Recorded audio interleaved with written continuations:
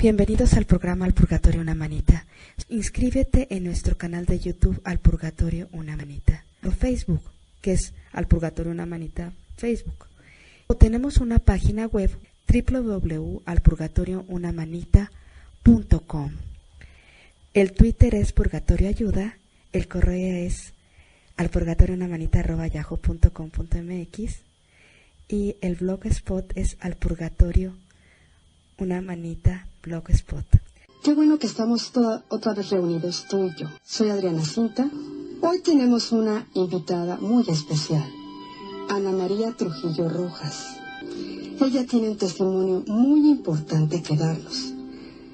Vamos a comentar algo sobre la existencia del purgatorio y algunos testimonios que nos llevan a determinar que en estos tiempos también hay manifestaciones de las almas que piden nuestra ayuda.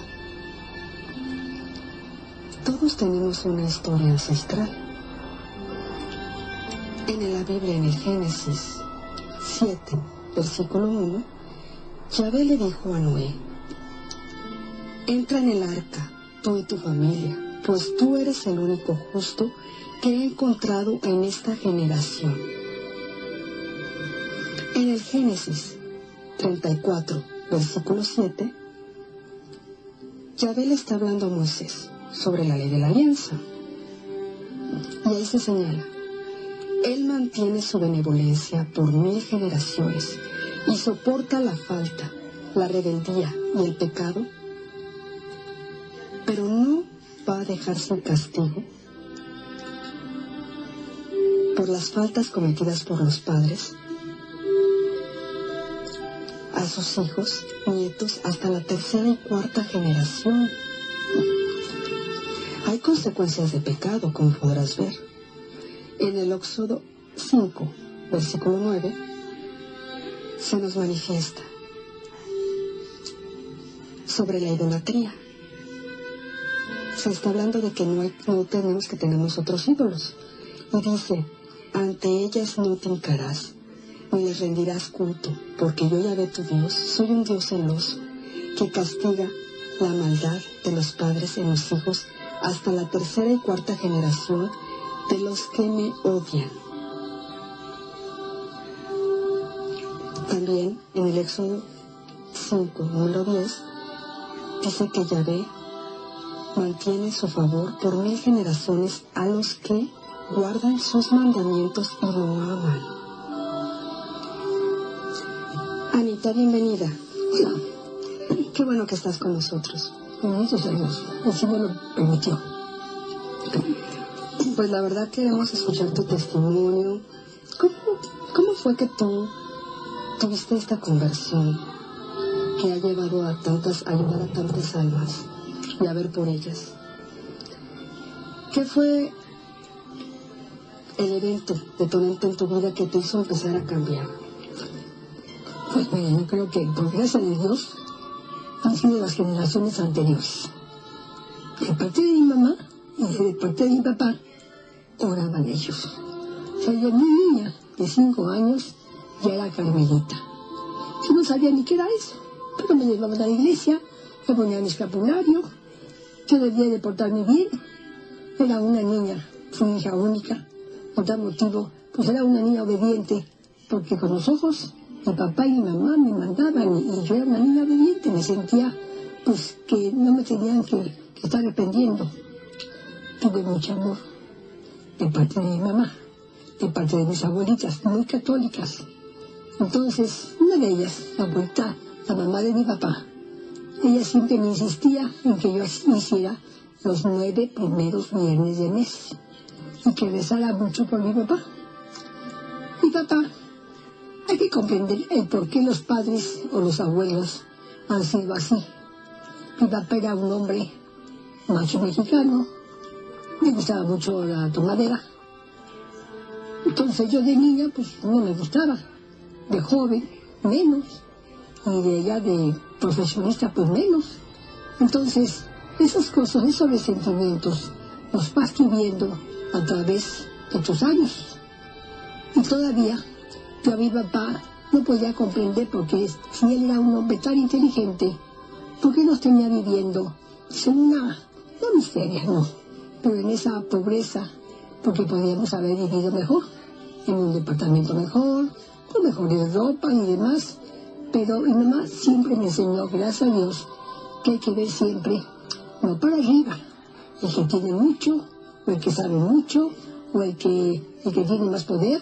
No, simplemente ve a las personas que no tienen zapatos, que no tienen coche, que no tienen donde vivir, o tu casa está peor que la otra. Entonces, eso al principio uno de niña no lo comprende. Lo va uno comprendiendo cuando ya es un adulto. Entonces, a mi papá, ese resentimiento, odio nunca le tomé, no. Simplemente era para decir por qué mi papá no nos da lo que deberíamos de tener nosotros. Y sí, crecí con eso, en algunas ocasiones me enfrenté ya a él, pero me enfrenté ya grande, adulta, como profesionista, y le dije sus verdades. No le gustó. Entonces, él me decía con mucho cariño que no vaya a la reina, en el rey, que era la reinita, lógico. Eran más que 3 en la familia, entonces mi familia era muy chiquitita. Entonces, reinita, cuando estaba enojada, me decía, Anita, hijo, entonces ya, eso quiere decir que algo hiciste enojado conmigo. Esa ocasión, ya tenía yo como mis 21 o 22 años. Hice esas cosas que no me gustó algo de mi papá, y le dije sus verdades. Entonces, mi recámara estaba pegadito al comedor. Dejé la puerta, me enojé con mi papá, le dije sus verdades, me fui ya a acostar. Entonces, que me dice, Chinita, ¿qué, papá? ¿Qué pasa? Me dice, falta que me des mi beso. Entonces, papá fue un hombre muy cariñoso. O sea, que eso yo se los digo a todos los matrimonios. Es un ejemplo que me dejó mi padre, en el sentido de que ellos se casaron un 19 de junio. Entonces, todos los días 19 de cada mes, de todos los años que ellos vivieron casados, que fueron 36 años, todo ese tiempo mi papá siempre, o mi mamá siempre, le decía felicidades. Cuando era yo chiquita, pero no podía decir felicidades, le decía pichilares.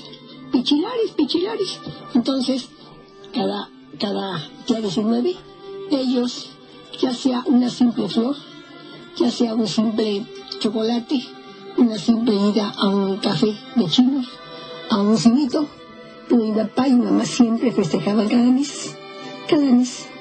Y sí, era mucho amor que tenía mi papá con mi mamá, lógico que conmigo.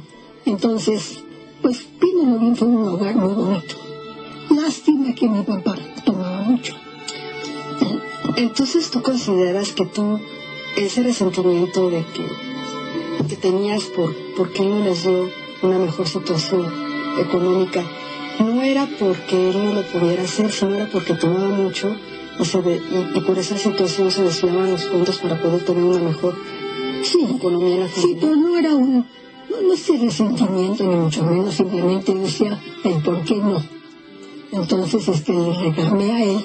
Total, ya, eso sucedió, pasó, me casé, vivíamos en una colonia bastante modesta, y yo quería salir de blanco, pues de una casa bonita, que era un tío mío, tenía una casa muy bonita. Entonces mi papá dijo, no, tú sales de tu casa. Pero ¿cómo crees, papá, que voy a salir de esa casa tan fea que ni que allá? Tú sales de tu casa, porque aquí tú has vivido, y todos los vecinos, aquí te conocen y aquí vas a salir. En aquel entonces no comprende uno el por qué. Juzgamos a los padres y somos los jueces más duros para los padres. Pero va pasando el tiempo, y voy comprendiendo el por qué mi papá era así. Tenemos que comprender que mi papá era muy enojón, era muy gritón, tenía ese carácter muy fuerte. ¿Por qué? Porque su papá, de muy niño, lo quiso hacer hombrecito, de un niño de 8 años, de 7 años. Se supone que mi abuelo parece que tenía carretas de las que usaban en aquel entonces, estoy hablando del año 1900. Entonces había carretas que los eran tirados por caballos. Y mi abuelo, teniendo esos caballos, a mi papá, que era muy niño, tenía que lavarle las patas a los caballos. Entonces era un trabajo muy fuerte porque lo levantaban a las 5 de la mañana para que se fuera rápido la carreta a su trabajo, ¿no? Entonces mi papá eso no lo soportó. Salió de su casa cuando él tenía 12 años. Huye de su casa y nunca nos platicó mi papá qué cosa fue lo que él sufrió en ese tiempo de la revolución.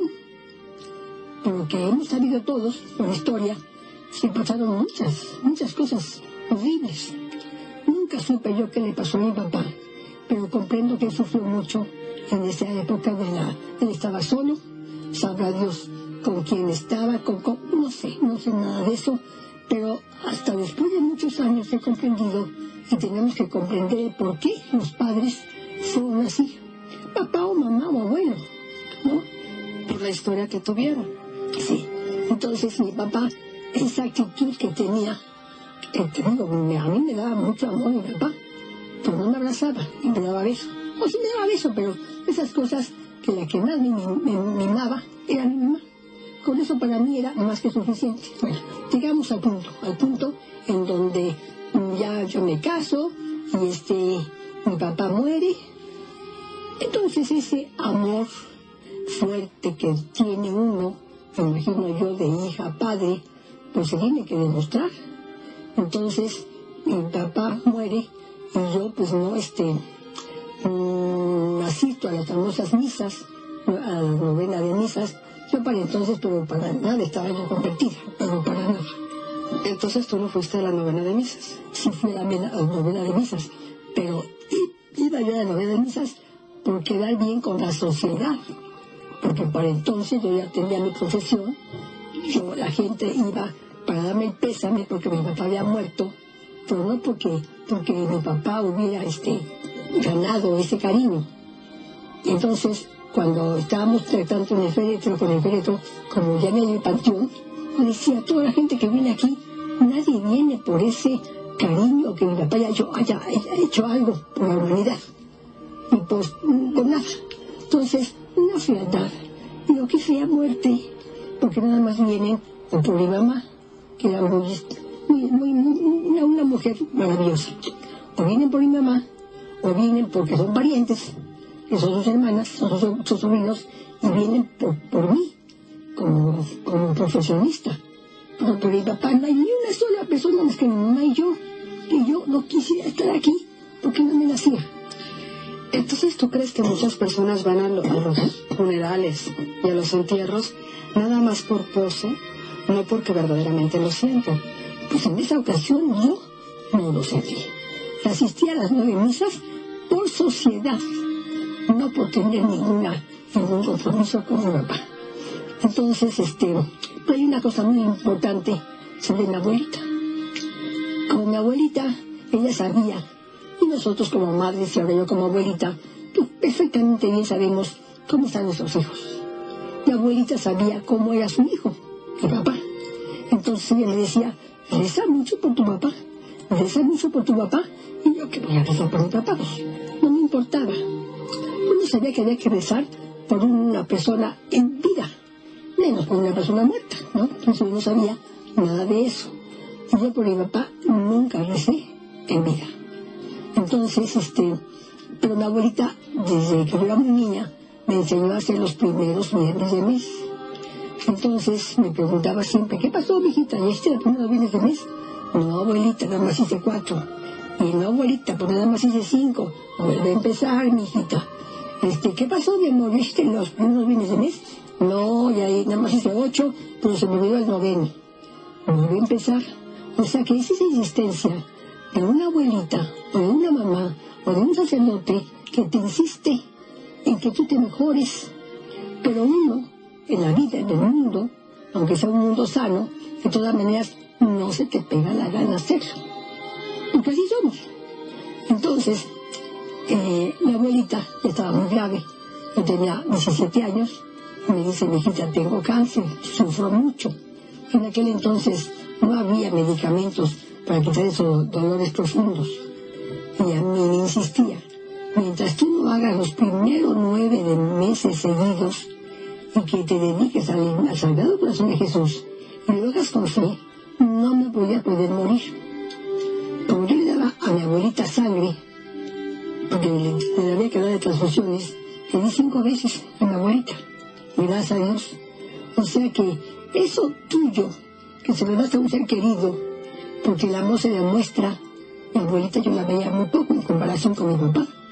Entonces, a mi abuelita, que la veía yo muy poco, pero ella me demostraba su cariño. El amor hay que demostrarlo. El amor hay que demostrarlo, ¿cómo? Con paciencia. Con alguna cosita de que, mira, mi hijita, te hice tu arroz con leche, o te hice tu dulce que te gusta aquí, no has venido, dame un beso. Mira, ya no me puedo levantar, pero dame un abrazo bien fuerte, y un beso bien fuerte. Entonces, tenemos que demostrar que nos amamos. ¿Por qué no abrazamos al vecino que me cae gordo? El vecino que me cae gordo no me hace caso, pero por lo menos le sonrío. Por lo menos, a veces nos saludamos. Entonces, aprendamos a ser más sociables con el que vive cerca. La señora que vive cerca de mi casa es muy dura, muy difícil. Y se enoja porque dejamos los coches en su casa. Ella, por mucha razón, pues, no quiere que le dejemos el coche de frente, que es en la calle. Es otro punto. La cuestión está, el mensaje principal es que nos demos amor. Si la mamá llega el hijo grande o el hijo chiquito, que le demostremos que lo queremos, lo abrazamos, lo besamos. Mijito, ¿qué falta me hace, mijita? Qué bonito vestido traes, o mira, hasta mi chula te ves bonita. Mira, y ahora sí ya te pintaste, pero como, o sea, decirle las cualidades, no decir defectos. Y eso que nos decías, bueno, que es una herramienta muy grande para no pasar por el purgatorio, para salvar el alma, de la devoción de los primeros 9 meses del Sagrado Corazón de Jesús. ¿Cómo es? Bueno, es mucho amor a Jesús. Es en primer lugar tener esa gran confianza al Padre Eterno. Al Padre Eterno se le ha olvidado. Y este mes hay un mes especial en el año que es al Padre Eterno. Entonces el Padre Eterno, pues yo tengo testimonios buenísimos al Padre Eterno, buenísimos, y están simpaticísimos, porque solamente viviéndolo se sabe el gran amor que te tiene. En aquel entonces yo no conocía al Padre Eterno, lo conocía así como en el catecismo. Tenemos a Dios que nuestros padres, los hijos, el Espíritu Santo, pero como perico no me lo dices. Entonces mi amor era a Jesús y a María. El Espíritu Santo, pero para nada, ni el Padre ni el Espíritu Santo. Tienes que experimentarlo en tu vida para que comprendas quién es el Padre, quién es el Hijo, quién es la Santísima Trinidad del cielo y la Santísima Trinidad de la tierra, que son María y José. ¿Y tú cómo lo experimentaste? Bueno, mi hijita, son muchos testimonios que para cada personaje. Bueno, pero el más importante para ti. Bueno, en este caso, con mi papá. Entonces mi abuelita me insistía mucho los primeros viernes de mes. Entonces, yo al Sagrado Corazón de Jesús, pues lo amaba mucho y lo buscaba yo mucho. Y me gustaba mucho que una niña de 8 años y que me iba yo hincada desde del atrio de la puerta, hincada hasta adentro, porque me habían dicho que había que hacer sacrificios. Yo lo hacía por amor. Entonces, primero, antes de la primera comunión y después de la primera comunión, procuraba que la gente no me viera, porque me decían, ¿y por qué lo estás haciendo? Lo hacía por amor, me salía solito. Bueno, el caso está que mi papá me enseñó una cosa muy bella. Él nunca iba a misa, nunca se confesaba, no comulgaba, el hombre más lejos de Dios. Pero él, como viajaba mucho, siempre antes de cada viaje, se iba a ver a su comadrita, que era la morenita. Pues a ver a mi comadrita, la morenita, porque ella me ayuda. ¿Me acompaña? Nunca nos insistió. ¿Me acompaña? Que sí, que no, que voy. Regresaba del viaje y lo primero que hacía era ir a ver a la morenita, a la Virgen de Guadalupe. A la Virgen de Guadalupe. Entonces todo eso para mí, pues eran enseñanzas que iba yo tomando a través de la vida, pero sea como sea, me daba, pues, no era de sentimiento, sino que nada más comparar el por qué un papá es así y mi papá es así, ¿no? Vuelvo a repetir, cuando ya es uno grande, o sea, es un viejo como yo, comprendo todo lo que mi papá sufrió en esa revolución. Me imagino que fue muy grande y por eso era su carácter tan fuerte. Y todavía me imagino que se acordaría de aquellas atrocidades que él pasó y por tal motivo se refugiaba en el alcohol.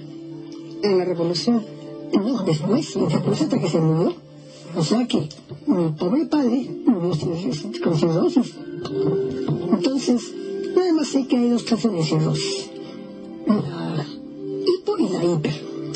Mi papá se murió de la hiper porque tomaba mucho. Y mi abuelita, que cuando mucho tomaba el rompope, se murió de hipo, no sé qué. La cuestión está que los dos murieron de cirrosis. Pero mi abuelita por tantos corajes que hacía con el abuelo. Entonces de mi papá.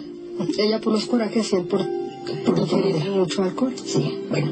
La cuestión está que mi papá se muere los 9 meses yo, pero para nada. Voy a sus misas, pero no me importa. No sé el significado de lo que es una misa.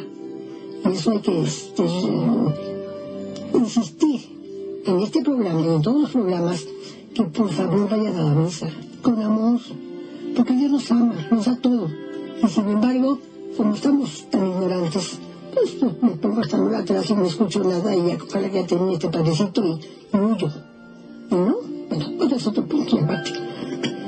Mi padre se muere, la vuelta me dice que rece mucho por mi papá y yo no rezo. Ya pasan 5 años de que mi papá ha muerto. Entonces resulta que mi santo padre, yo estoy en mi cama, en mi recámara, y estoy casada, y mi papá siento que mi papá se sienta en los pies de mi cama y me aprieta los dedos. Bueno, cuando uno se sienta, me aprieta los dedos, ¿no? Entonces me destapo y veo que es él. Yo lo vi completamente vivo. Yo lo veo vivo a mi padre, con un traje negro, sentado en mi cama. Entonces me tapo con la sábana. No, tú ya te moriste, ¿qué haces aquí? Vete. Ya, un pavor que tenía yo con mi papá. Así fueron, creo que 2 o 3 noches más o menos. Pero no era sueño. No.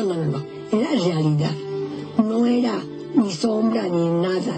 Era mi papá vestido de negro, sentado en mi cama. Las 2 o 3 veces que lo vi. Ya para entonces, por gracia de Dios, ya era mi conversión. Ya conocía yo al Señor. Ya iba yo a misa, ya me confesaba. Es otro reto muy grande. Pero la cuestión está que ya creía yo y preguntaba yo por qué mi papá me vino a visitar. Y me dijeron, Anita, por favor, mándale decir misas. ¿Y cuando él te visitó te dijo algo? No. ¿Te pidió algo? No, nunca me decía nada. Nada más veía su cuerpo sentado en mi cama. Nunca me habló, nunca nada. Entonces, bueno, ya, mandé decir misas. Mi papá jamás se volvió a sentar en mi cama. Hasta ahorita hayan pasado muchísimos años y nunca ha pasado nada de esto. Entonces, ¿qué cosa es lo que yo personal me imagino? El Padre Eterno, con Dios Jesucristo, con esa gran misericordia que tiene, mi papá se salvó muy bien. Tengo que repetir esto. Mi papá se salvó por mi abuelita. O sea, que si una madre de familia ve que su hijo está fallándole mucho, está muy lejos de Dios, lo único que tenemos que hacer es orar por ese hijo o hija, o por los hijos en general, pero siempre hay alguno que está peor que el otro. Mi abuelita tuvo 5 hijos. Me imagino que mi abuelita pedía más por su hijo, el mayor, que por todos los demás, porque los otros, pues, más o menos.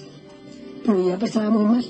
Entonces mi abuelita se sacrificó por mi papá y oraba mucho por él, y ella me pedía que yo pidiera por él.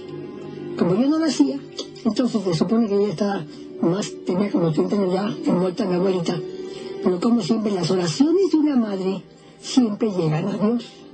Y mi abuelita oraba y lloraba por la conversión de sus hijos. El mensaje principal en este momento es que si tu hijo o tu hija está pecando y tiene grandes fallas, tú simplemente se lo entregues al Padre Eterno. Se lo entregues a Jesús, a María Santísima, que el Espíritu Santo en algún momento les va a tocar el corazón. Y resulta que mi papá, vuelvo a esos 30 años anteriores. Mi mamá le decía, mi papá estaba con una agonía muy fuerte. El doctor ya me decía con mi esposo, Anita, no se vaya porque es de vacaciones. No se vaya porque su papá, en 2 o 3 días, su papá muere, está muy enfermo. Entonces ya nos quedábamos por mi papá. Y mi papá no se moría. Pero mi mamá le decía, hijito, confiésate. Y mi papá no se confesaba. Y ya, pasan otros 2, 3 o 4 o 5 meses y se vuelve a enfermar mi papá. Pero así de agonía, le decía, ya. El doctor nos decía, ahora sí, mi papá está muy enfermo y no creo que aguante esa noche. Y mi mamá insistía, confiésate. Y mi papá, necio, no se confesaba. Y pasa un año todavía. Entonces se vuelve, se alivia. Y se aliviaba así de poder caminar y de poder ir por todas partes y todo eso. Se aliviaba más o menos. Pero vuelve a haber la tercera recaída y la tercera agonía. Y le vuelve a mi mamá a insistir, hijito, confiésate, estás muy mal, lo dice el doctor Carija ya. Por fin, sí acepta confesarse. Entonces sale el sacerdote de la habitación que dice a mi mamá, no se preocupe, su esposo hizo una muy buena confesión. ¿Por qué lo hizo? Porque mi abuelita rogó mucho a ese Padre eterno misericordioso, a ese Jesús que nos ama tanto y que lo único que quiere es salvar almas. Y a la Virgen de Guadalupe, que aunque mi papá iba muy poco a la basílica, tuvo unas 5 o 6 veces al año que iba a la basílica, pero esas pequeñas oraciones hizo que la misericordia de Dios, el amor de María Santísima, todo eso hizo que mi papá pudiese confesarse. Se confiesa, el sacerdote sale, no se preocupe, señora, tu esposo hizo una muy buena confesión, y mi papá a las pocas horas muere. Siempre te pasa todo lo que te dije. Quiere decir que entonces una alma se salva porque nosotros dedicamos una vida a rezar por él, a interceder por él. En este programa hemos dicho que si queremos que alguien cambie de actitud o se convierta, como a veces están con muchos problemas espirituales que no les permite acercarse a Dios, nosotros tenemos que hacer algo por ellos, como hizo tu abuelita, rezar por ellos, interceder por ellos, porque de otra forma no se pueden convertir. En mi caso, si alguien no hubiera rezado por la conversión de los pecadores, es muy posible que no estuviera yo hoy aquí. ¿Qué más nos puedes comentar respecto a todo esto? Bueno, pues entonces vuelvo a repetir que yo creo que el Señor, con ese gran amor que nos tiene, entonces mi papá habrá sufrido mucho en el purgatorio. Me imagino que el Señor, Dios, Jesucristo, María Santísima, nos habrá dicho, vamos a mandar esta alma con su hija ingrata, que no quiere, que no ora por su papá, que se le ha olvidado esa gracia enorme, vamos a mandarle al papá para ver si se convierte. Y gracias a Dios, gracias a ese, pues no era pesadilla. Yo lo vi vivo, mi papá. No, claro, aquí no fue ningún sueño, no fue real. Ya, yo lo veía. Porque el Señor le permitió venir a solicitarte ayuda. Sí, nunca me dijo nada a mi papá. Pero al decirme las hermanas en Cristo que era necesario mandar a hacer misas a mi papá, la importancia de la misa por los difuntos. Claro, fíjate que Conchita Cabral, la vida, dice que tenemos que rezar, siempre interceder por vivos y muertos. Y también ella, en su libro El Rosario del Purgatorio, dice que Dios le permite a las almas venir a solicitar misas aquí en la tierra, porque es el mayor sufragio que se puede ofrecer por ellos.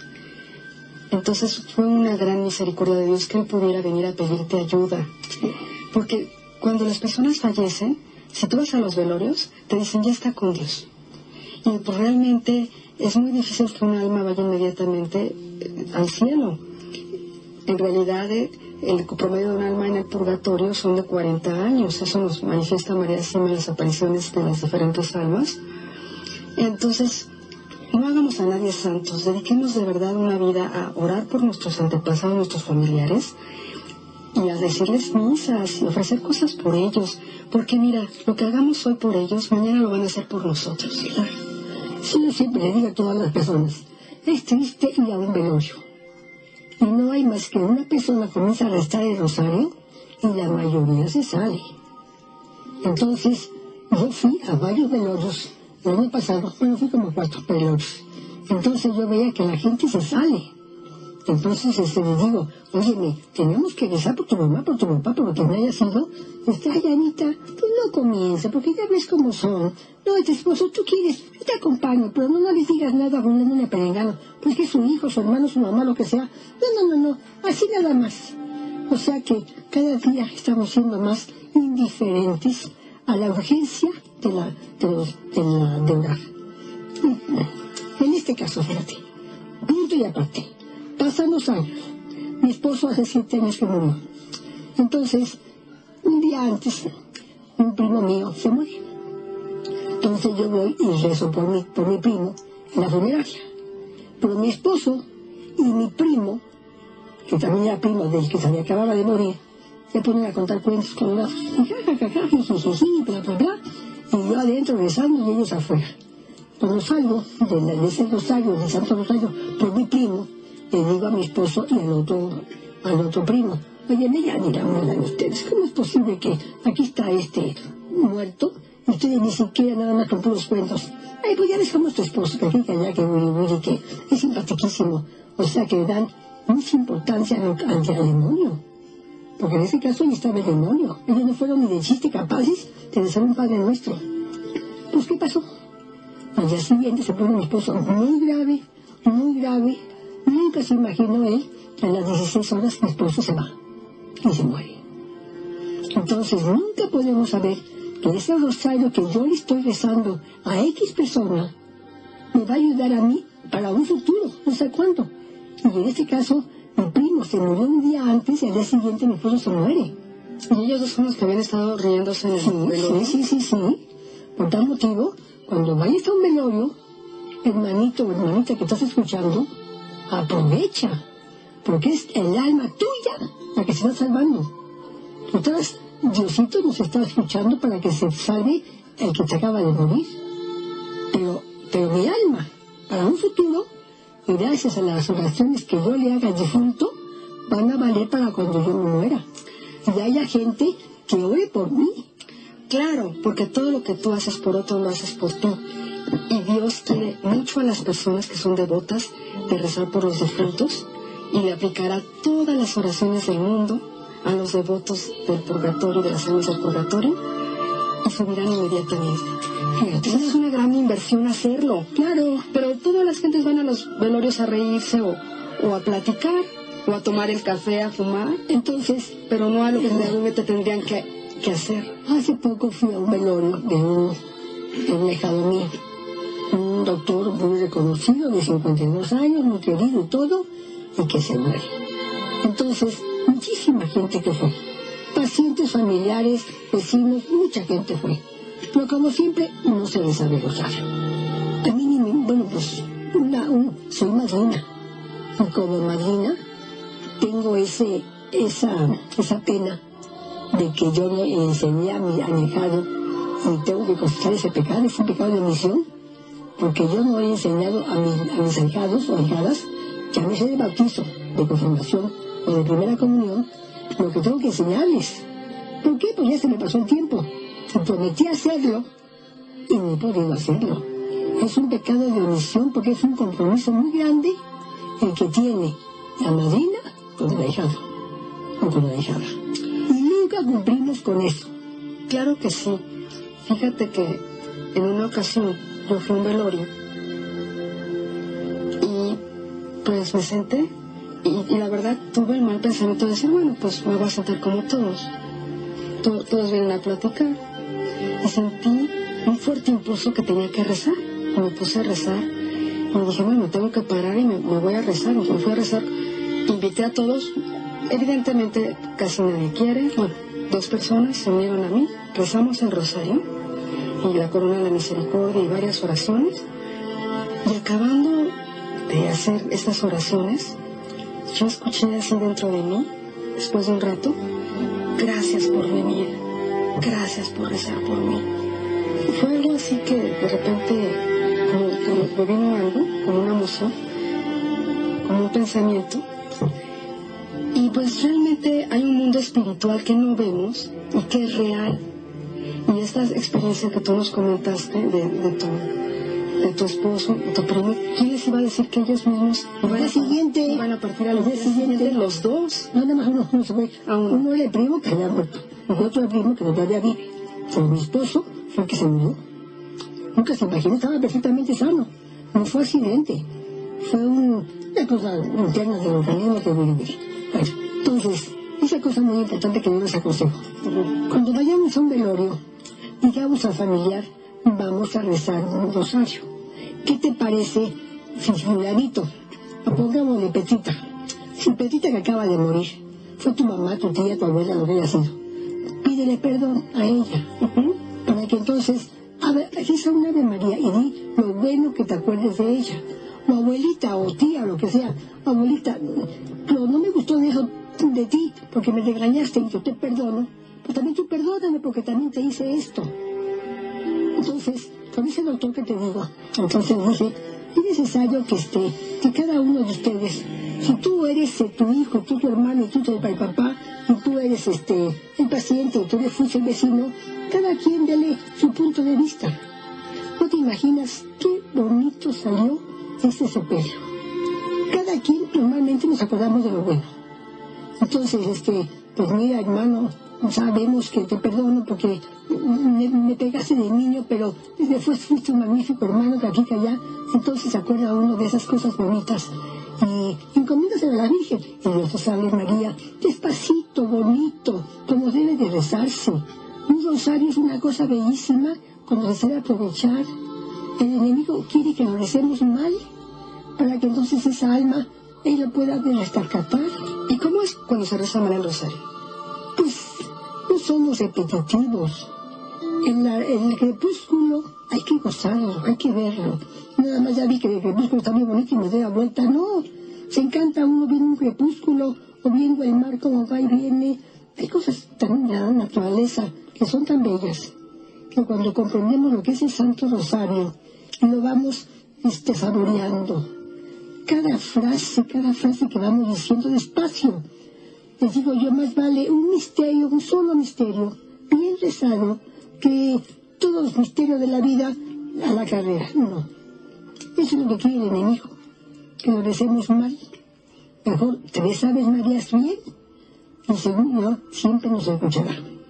La experiencia ha sido muy bella. Yo no sé por qué el Señor me ha dado a mí tantas bendiciones. De veras, querido Señor, te pasas en amor. A todos los quiere. Quiero que mis abuelitas, mis abuelitas y mis tías, me enseñaron a amar a Dios. Por eso es tan importante que si tú ya eres adulto, aprendas, lo enseñes. ¿Ellas cómo te enseñaban? Pues simplemente con hechos. Oye, mijita, dice, vamos al catecismo, te vamos a llevar al catecismo. Ahí iba mi abuelita con el catecismo, ahí estaba ahí. Y después me explicaba qué aprendiste. Pues que esto y esto. Que a su forma, ellas se supone que fue de época de la revolución de mis abuelitas, que sufrió muchísimo de parte de mi mamá. Mis tías también, es en época muy dura para ellos. Una pobreza absoluta. Me dicen que el abuelo, después de huir a Mecameca, vienen a Mecameca, tuvieron que huir por la revolución y vienen a México y nada más se encuentra ya carpintero. No encuentra más que una sola accesoria. Imagínate, de día era carpintería, me dicen. Y luego su mesa de carpintero, de noche era la cama para uno, la cama para otro, nosotros allá. Entonces ahí vivía mi abuelo, mi abuelita, mis abuelitas, mi tía, mi otra tía, mi mamá. 5 personas en una accesoria que nada más era de 3x3. Entonces una pobreza absoluta. Entonces mi mamá me contaba, yo así vivía, hijita. Y sin embargo mi mamá me enseñó esa fe en Dios, que nunca les faltó que comer. Vaya que era pobreza. Entonces lo que yo tenía, que eran pues un departamentito con 3 recámaras, pues era muchísimo más que lo que tenía mi mamá cuando era niña, porque ella sufrió la revolución. Y no podemos saber qué vamos a sufrir nosotros. Estamos viendo ahorita todo lo que está en Gaza y en Israel, donde no tienen nada absolutamente, gocen lo que tienen. Demos amor al que está cerca de nosotros. Demos esa comprensión, ese perdón. Ese perdón es tan importante. ¿Por qué no sabemos perdonar, por favor? Perdónense ya unos a otros y mira, lo que tú me hiciste no importa. Te amo, te amo. Pero que mira que aquí no importa, yo te amo, eres mi hermana. Eres mi mamá, mi papá, mi tío, lo que sea. Pero el amor, por favor, ay, ¿por qué es tan difícil, Señor? El enemigo nos quiere ganar, pero va a ser el triunfo de los sagrados corazones, el triunfo de Jesús y de María. Tenemos que esperar y tenemos que prepararnos para eso. ¿Por qué no nos preparamos, por favor? ¿Y cómo nos podemos preparar? ¿Cómo nos podremos preparar nosotros? Pues simplemente con los sacramentos. Una buena confesión. Sabemos que no hay sacerdotes. Primeros viernes de meses para orar por los sacerdotes. No tenemos, aquí nuestro Señor nos está pidiendo que por favor oremos por ellos. Tenemos buscando el bien de nuestra comunidad, de nuestro hogar. Entonces a Jesús tenemos que pedirle, y el Señor hace unas promesas buenísimas. Dice el Señor, ¿te acuerdas que las apariciones fue a Santa Margarita María de Alacoque? Sí. En 1609. Ok. Entonces dice Jesús, y tenemos que acordarnos, y tenemos que creer lo que nos está diciendo. Te prometo, en la excesiva misericordia de mi corazón, yo vi la misericordia de Dios con mi papá. La misericordia de mi corazón. Que su amor omnipotente concederá a todos los que comulguen 9 primeros viernes de mes seguidos la gracia de la penitencia final. Oye, si esto me lo está diciendo el Señor, si yo lo creo, ¿por qué no iba yo de niña o de jovencita a hacer los primeros viernes de mes? Porque no me lo habían explicado, el significado tan grande que tiene. Tenemos que hacerlo con amor. ¿Por qué? Porque quiero salvar mi alma. Porque quiero que mi alma verdaderamente tengo que purificarme o aquí en tierra, con amor, y aguantar mi cruz que me toque. O verdaderamente tenemos que ir al purgatorio si bien me va, porque es la purificación que vamos a tener. Me purifico aquí, pero no podemos ir al cielo si no estamos con una manchita. Y les digo, no, Anita, tú te confiesas muy seguido y quién sabe qué, y tú te vas derecho al cielo. No, yo me siento, tú conoces los perros dálmata. Sí, con manchitas. Son blancos, ¿no? Son blancos con manchas. Pero yo me siento un dálmata corriente, tiene las patas negras y tiene manchas. Yo me siento un dálmata corriente, con patas negras y con muchas manchas, aunque ya me haya yo confesado. ¿Por qué? Porque tenemos, por desgracia, esos pecados de omisión que no nos recordamos. ¿Y sabe cuáles son los más difíciles de confesar? Los pecados de pureza, los pecados de impureza. Entonces, esos pecados de impureza nunca los confesamos, porque me da vergüenza con el sacerdote, que va a pensar de mí que yo hice esto y esto y esto y permití esto y esto. Entonces, no tengas... ¿Qué te va a deshacer el sacerdote sino solamente perdonarte en nombre de Dios? El sacerdote, al estar escuchando esto, pobrecito, a lo mejor también estará recordando a otras personas que también ya perdonó, o también para ayudar a otras personas que se van a confesar, para que lo digan. Nos da mucha vergüenza, pero que no te dé vergüenza, porque si lo sabe Dios, que lo sabe si lo sepa el sacerdote. ¿Y es mejor decirlo aquí en la tierra? Claro. Que en el purgatorio también años sabrá Dios, purificándose por cientos sí, porque son pecados de impureza, por eso esos pecados de omisión tenemos siempre que decirlos. Y esas mentiritas y esas cositas que son sencillas para nosotros son unos pecados muy graves. Tenemos siempre que buscar el bien de nuestras almas. Y si queremos a mi hijo, quiero a mi hija, o quiero a mis padres o demás, tenemos que pedir por ellos. Pero ya los cansé, fíjate, una de las cosas que yo también, ya estamos con la oración que era verdad. Entonces la penitencia, no morirán en mi desgracia, y sin haber recibido los sacramentos.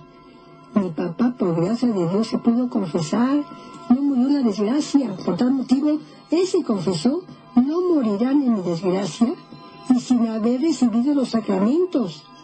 Por tal motivo, si yo creo, yo sé que mis hijos no se van a poder morir hasta que no reciban los sacramentos, porque ellos hicieron los primeros viernes de mes, fíjate. Entonces es muy importante que hagamos todos los primeros 9 viernes de mes y que comulguemos, vayamos a misa y los ofrezcamos al Sagrado Corazón. Claro, entonces, pero con la confesión. Una comunión sin confesión, yo prefiero 1000 veces más. Al recibir a Cristo, yo sé que es cuerpo y su sangre. Pero si yo tengo pecados, nada más me pude confesar, prefiero mejor la confesión, porque por lo menos mi alma está limpia. No recibí el cuerpo de Cristo, pero me confesé. Y estoy mejor que ayer. Por eso. Entonces, para mí la confesión es lo máximo. Entonces hay que confesarnos frecuentemente. Pues, lástima que no haya sacerdotes. Y lástima que no haya sacerdotes confesores. ¿Tú alguna época de tu vida tardaste mucho tiempo en confesar? Ay, mi hija linda. Sí, cada quien diría su testimonio. Cuando me casé, eso sí, me casé con mucha fe por la iglesia, por gracia de Dios virgen, por gracia de Dios virgen. Pero después, como la iglesia me quedaba lejos a unas 25 cuadras, mis hijos estaban chiquitos, no fui más que 4 veces a la confesión, 4 veces comulgué, porque tuve 4 hijos en 10 años. Entonces yo ni misa, ni confesión, ni nada, solamente cada vez que iban a ser un hijo mío. O sea, en 10 años no acudiste frecuentemente a la confesión, a la misa. No, simplemente, ¿por qué? Porque te llenas de soberbia, te llenas de orgullo. No, yo tengo todo, lo que yo tengo lo he ganado y a mí no me hace falta. Pues no hay mucha gente en la iglesia, los niños están gritando, no voy a misa, ¿para qué perder el tiempo? Mejor con el amigo, Entonces ponemos pretextos y no vamos a lo máximo. ¿Qué me pasó a mí? Como no íbamos mi esposo ni yo a misa con los niños chiquitos, mis hijos se acostumbraron a no ir a misa. Entonces, si ese ejemplo de padres no lo da uno desde chiquitos, y los niños se acostumbran a estar en silencio, si uno les enseña a estar en silencio. Y si el niño ve que tú oras en tu casa y le pides silencio y todo eso, los niños se van acostumbrando. Si no lo haces en tu casa, menos en la iglesia, pasan los años, y cuando yo me convertí, mis hijos ya estaban adolescentes y jóvenes. ¿Qué les iba a importar entonces nada? Qué mal ejemplo damos los padres. ¿Cómo le pido perdón y cómo salen después lágrimas de cada uno de nosotros porque no dimos ejemplo a nuestros hijos? ¿Qué evento tuviste que te hizo cambiar? Ay, mi hijo, pues cuando nació mi 4 hijo. Cuando nació mi 4 hijo, eso fíjate que yo no lo confesaba antes porque me daba vergüenza. Por vergüenza, pero es un testimonio que tengo que dar. Entonces, mi 4 hijo, como siempre, yo era muy collona, ya me había confesado, antes de que naciera. Entonces, siempre era con anestesia general. Entonces, nace el niño, yo estoy dormida de anestesia, me pasan de una camilla a la otra camilla, y de esa camilla me pasan a la cama del sanatorio. Entonces, eran unos jalones que me daban horribles los demonios. Yo vi claramente cara de demonios, cara que me estaban jalando los demonios. Entonces yo decía, pero ¿por qué me están jalando, Señor? Si yo, Virgencita, pues si yo te amo a ti, soy buena mamá, soy buena hija, soy buena buena para nada, muy mala hija de Dios. Por tal motivo el enemigo te está jalando. Yo nunca mencioné la palabra infierno. No me lleven allá y no me estén jalando, mamá. Entonces yo veía a la Virgen de Guadalupe, la veía con sus manitas bien juntitas, y que pues yo le pedía, Virgencita, ayúdame. Y la Virgencita, pues como diciendo, hijita, no puedo ayudarte. Yo me imaginaba que lo decía, ¿no? Porque la Virgen nunca me extendió las manos ni me dijo, no te preocupes, nada. Yo la veía, nada más con mucho amor y con tristeza, yo creo, que me veía. Yo quiero salvarme, Virgencita, no permitas. Y más jalones y más, no. esa pesadilla, eso sí fue pesadilla. Era eso como una batalla espiritual, que te jalaban los demonios, que la Virgen estaba ahí. ¿Y tú qué diálogo tenías con la Virgen? Solo decías, yo he sido una buena hija. No, pues ya lo que podemos es monólogo. No. No, bueno, pero ¿tú qué pensabas en ese momento? Como yo amaba a la Virgen, porque yo, es otro punto de vista. Bueno, otro testimonio, punto no, pero en este momento yo le decía, ¿por qué no me ayudas, no?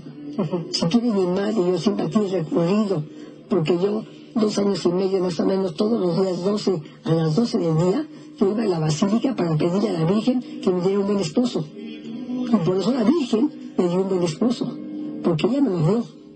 Yo no lo escogí. A mí no me gustaba, porque estaba feíto, y porque yo quería mejorar mi condición económica. Él era igual que yo, igual de pobre. Entonces yo quería mejorar mi vida económica, pero era más espiritual que yo. Entonces el Señor me escogió, la Virgen María de Guadalupe me escogió a mi esposo. Entonces, pues de todo esto, que yo le pido a la Virgen que me ayude, y la Virgen se queda como diciendo, no puedo hacer nada por ti, Anita, pues tú ves tú. Total que ya, por gracia de Dios, despierto de esa gran pesadilla. Esa fue pesadilla. Ahí no fue mi papá que lo vi, clarito y vivo. Fue una verdadera pesadilla en donde ya vi a los demonios. Esos demonios que yo vi fue mi conversión. Porque dije, yo no quiero ir al infierno. Mi ignorancia era enorme. Mi ignorancia como católica, enorme, con mucha fe, pero 100% menos de párvulos como católica. De mucha profesión, de muchos méritos, de muchos aplausos, porque íbamos mi esposo y yo a una tribunal de México, en donde era una cosa muy bonita, culturalmente hablando. Entonces, como cultura humana, ¿qué es que debíamos? Pero como cultura religiosa, estaba yo en los pies de nada. Estaba yo ignorante por completo. Entonces eso fue lo que me salvó. Y te hizo acercarte a Dios y aprender. Sí, no ha sido por ese benditos demonios. Porque para mí son benditos, porque eran las enfermeras que me estaban jalando de una camilla a la otra. Y pues para mí, por eso digo benditos demonios, porque eran enfermeras. Esperamos en los que Dios. Nunca les dije nada, simplemente pedí un sacerdote y me dijo, no, siempre me hizo una pesadilla. No me tomó en cuenta ni de chiste lo que yo estaba de experiencia horrible. Sí, pero muchas veces ellos no toman en cuenta las experiencias porque dudan que pueden existir este tipo de situaciones. Así es. Pues pero es lo que te hizo que yo cambiara, que me acercara a Dios, que yo comprendía mi ignorancia de mi fe, porque tengo fe, sí, pero tengo tanta ignorancia. Y en ese mundo en el que tú estabas siendo doctora, tu esposo doctor, y que recibían aplausos de este mundo, ¿crees que puede haber influenciado un poquito en su forma de comportarse? Tengo varios compañeros que son muy científicos, muy cultos en la forma humana, muy cultos pero muy soberbios. Entonces, esa soberbia, ¿cómo nos mata? Yo era muy soberbia, orgullosa, vanidosa. Entonces, me echaban mis flores. Tanto mi esposo como las otras gentes, ay, porque tú eres guapa, que aquí, que allá, que wiri, y uno se lo cree. Y eres muy valiosa por esto y esto y esto, y uno se lo cree. Esa soberbia te va matando. Entonces me faltaba humildad. ¿Y cómo te mata? ¿O cómo te comportabas tú frente a los demás? Pues según yo, normal. Pero cuando ese globo de soberbia, de orgullo, de vanidad, de amor propio, se va inflando contigo, en tu mente, lo sientes que está en una cabezota, es una cosa enorme, un globo enorme, inmenso, arriba de tu cabeza. Pero por gracia de Dios llega el aguijón de Cristo. Te llega esa luz de Cristo y alguien, ¡chin!, me baja, me pincha mi soberbia. Y se va hasta el suelo, si alguien me pisotea todo lo que tenía yo por dentro, gracias a Dios. Entonces me llega la humildad. Y sé que de alguna forma, siendo humilde, No es tan fácil, no es de la noche a la mañana. ¿Y cómo sería la humildad? Por ejemplo, tú cómo dirías, bueno, yo cuando tenía soberbia era así y cuando tenía humildad era así. Mira, cuando te dicen tus verdades y te dicen, ay, Anita, pero tú eres así, asado y asado y asado, ¿cómo te duele? Porque te están diciendo tus verdades. ¿Y quiénes más te dicen tus verdades y quiénes son los jueces más fuertes que tienes? Tu misma familia, tus mismos hijos, tus mismos parientes más cercanos que saben, ay, pues tú de cuando acá eres así, pues si te vas así, que bla, bla, bla. Eso te pincha, eso te duele. Entonces, cuando te quedas callada, es cuando dices, ay, Señor, pues ya creo que lo estoy superando. Pero cuando contestas y dices, pero ¿cómo es posible que esto está sucediendo? Y te respondes para defenderte. No, el silencio, el silencio. Entonces, soberbia sería estar siempre a la defensiva, querer ser yo el mejor, de sentirme superior a los demás, que yo nada más tengo la razón. Sí. Que las personas que consideren que solo lo que yo pienso es lo interesante, lo inteligente y lo de los demás, ¿no? Sí. ¿Y la humildad cómo podría ser en este caso? Pues mira, a mí, en lo personal, todavía sigo con mucha soberbia, no te creas. Cuando luego me comienzan a echar flores, digo, bájale, porque entonces comienza a subir tu ego, lógico. Sí. Y ese ego lo tenemos, ese yo lo tenemos, entonces bájale, no me digas tantas cositas bonitas porque me lo voy a creer. Y nada más sabemos que somos peor que un gusanito, y somos peor que una arenita, que le queremos de alguna forma darle amor a Cristo y enseñar ese reino de Dios a los demás. Bueno, pues qué hermoso tu testimonio. Verdaderamente podríamos pasar horas y nunca podríamos terminar de escuchar algo tan bonito y tan interesante. Es que cuando tú te abres a Dios, tú das un paso arriba para tratar de ir al cielo. El Señor se baja kilómetros de escalones para darte la mano. Entonces, Señor, no me sueltes.